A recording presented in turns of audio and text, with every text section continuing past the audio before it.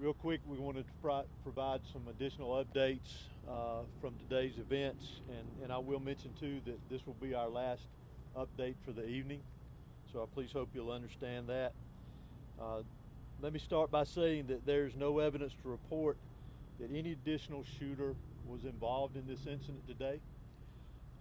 Investigators are actively pursuing, however, any leads of any potential associates of the shooter that was involved in this incident. So I say that to say we're following up any potential leads through the investigation to ensure if there are any associates involved in this that we find them, we identify them.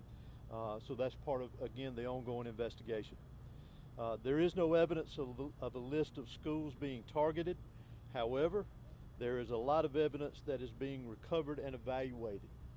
We're going through everything to determine if there is any active threats to any schools in this area, this county, and the state of Georgia. And we will continue to monitor that throughout this investigation, throughout the evening as we carry on. There was a call, as we're aware of, to a local high school as well this morning with a reported threat. Police responded and investigated and determined that there was no threat after all.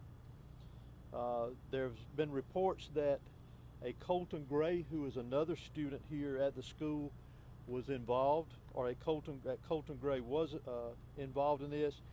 If you recall from a previous press conference earlier this afternoon, the individual that we have arrested and will be charged with this, his name is Colt Gray. But there is another student here at the school with a very similar name. We want to ensure everyone that Colton Gray is not involved in this incident. That is the name that I provided you earlier this afternoon.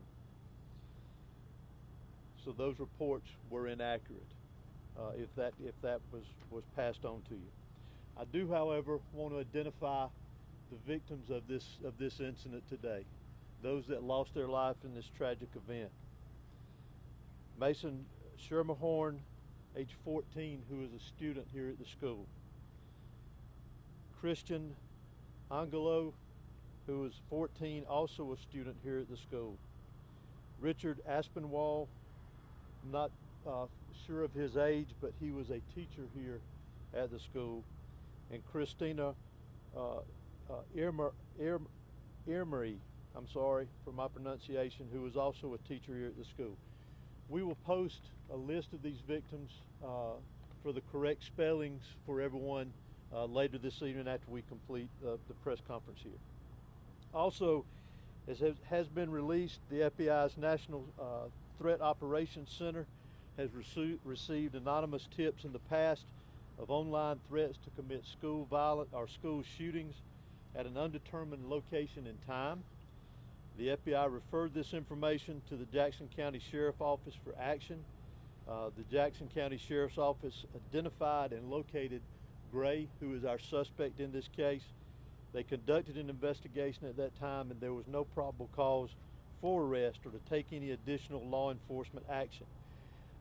This is not recent, this is in the past, but we wanted to bring that to your attention because we are pursuing that. Working with the FBI on that, and any connection to that incident that could be connected to today's incident as well.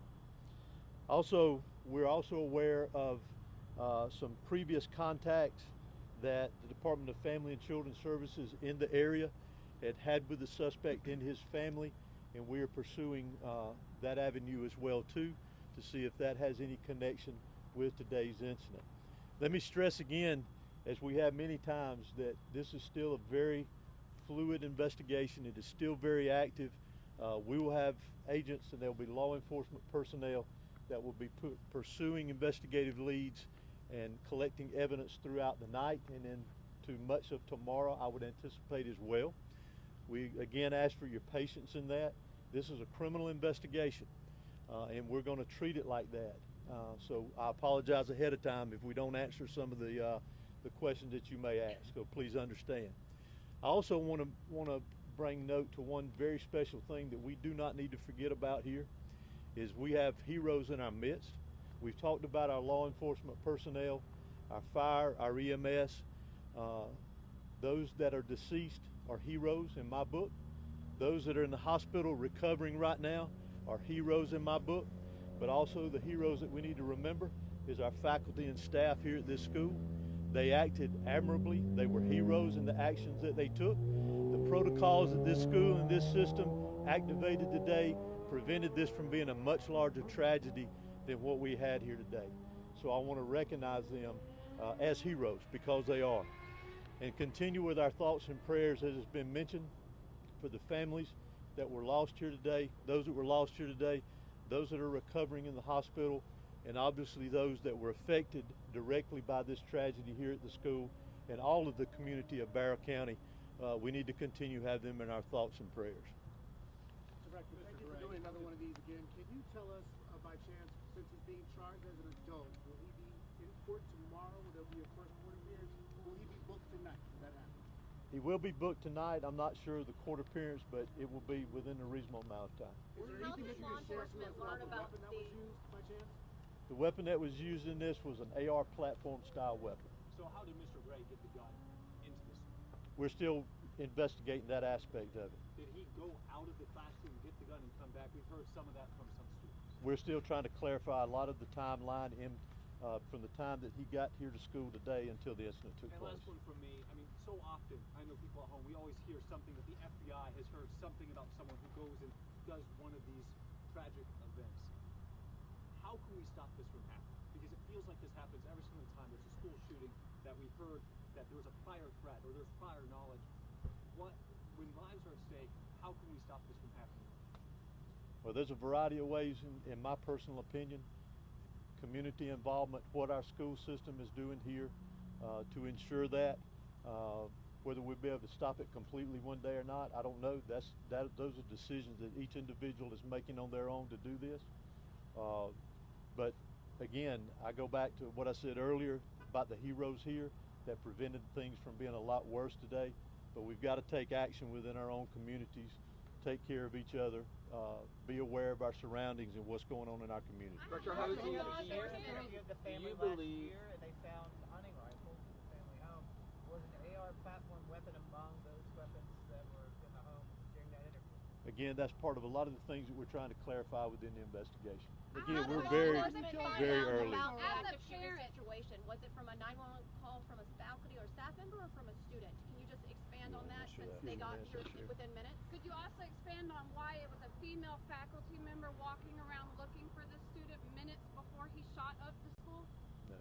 Can y'all clarify that? I'll let Director Why Hosey the answer that question. Resource officer didn't approach him? Ma'am, let's get this question right here, and then we'll come back. You asked how was they notified? Yeah, we discussed today, heard earlier, law enforcement here within several minutes. So we're just curious how the notification went through. Did 911 hear about it from a student, or was it a faculty that made that call alerting law enforcement? All of our teachers are armed with a form of an ID called Centegix. And Centegix alarms us and alerts the law enforcement office after buttons are pressed on an ID, and it alerts us that there is an active situation at the school for whatever reason, and that was pressed. And we've had that about a week now. And we've heard stories of students actually pulling other students while they were in the hallway, while all this chaos is happening, while shooting is going on. We've heard stories about students pulling their classmates into the classrooms to get them secure, to get them to safety. What do you think that says about these young folks who are very 13, 14, 15 years old, that they're looking out for one another like that? It's admirable. It's like Director Hosey said, we have heroes among us, and those students and teachers that did that today saved a lot of lives. This could have been way worse than what and again, the investigation is still trying to file through that information, but those kids are heroes and brave as well to do that when they hear an active shooter around them. Well, you talked about let me get this one question right here. Did you have something else, ma'am? No, it was me. Okay.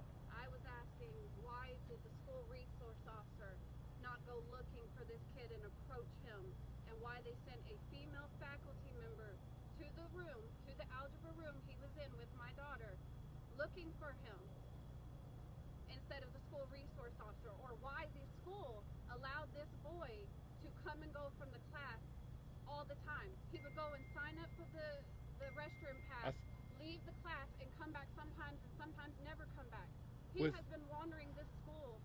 With all due respect, ma'am, I think your information is incorrect, and our investigation is going to lead to what we have, and we will be glad to answer your questions once that's done. I guess victims are lying to me then. Possibly. Sheriff, what can you tell us about the SROs? You talked about a lot of heroes.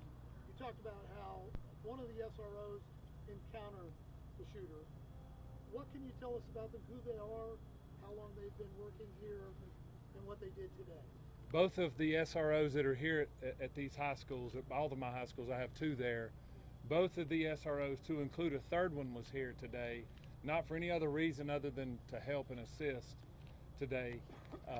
They're the true heroes as well. They were actively looking. They had an alert, I guess, if you will, and when they interjected, or when this shooting began, they interacted with the shooter, Mr. Gray, and as soon as they made contact with him, he gave up immediately. Can you share these officers' names? Not at this time, I'd rather not. Well, where is the shooter right now? You said in custody. The shooter is in custody at the Bear County Detention Center because he is a juvenile. He's being booked in, and he will be transported to RYDC. Were officials or school administrators tipped off by a threat here before the shooting happened?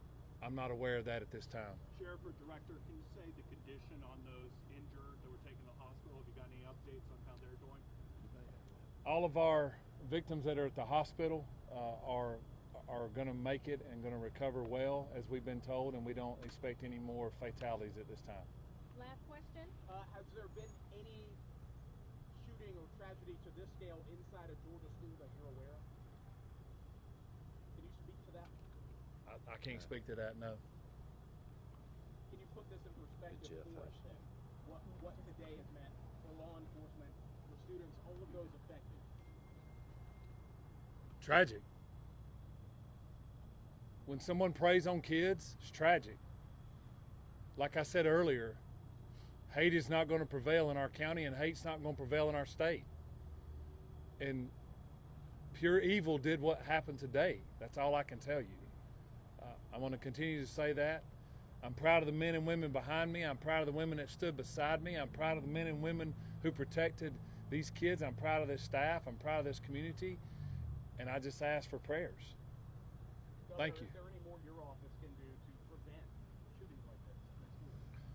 Well, look, we've done a tremendous amount on school safety, but today is not the day for politics or policy. Today is the day for an investigation to mourn these precious Georgians that we have lost, to thank the first responders that went, into the line of fire, the school staff,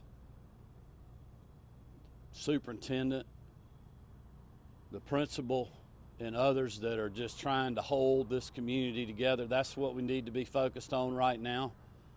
We also had a tragic loss of a firefighter in Greene County earlier today before this event happened, with an explosion that killed the life of a first responder that, again, was running in to danger when many people were trying to run out. And that's what the focus needs to be on tonight. I would ask everybody to continue to keep this community, these victims, and these educators and these men and women in law enforcement in your thoughts and prayers. Thank you.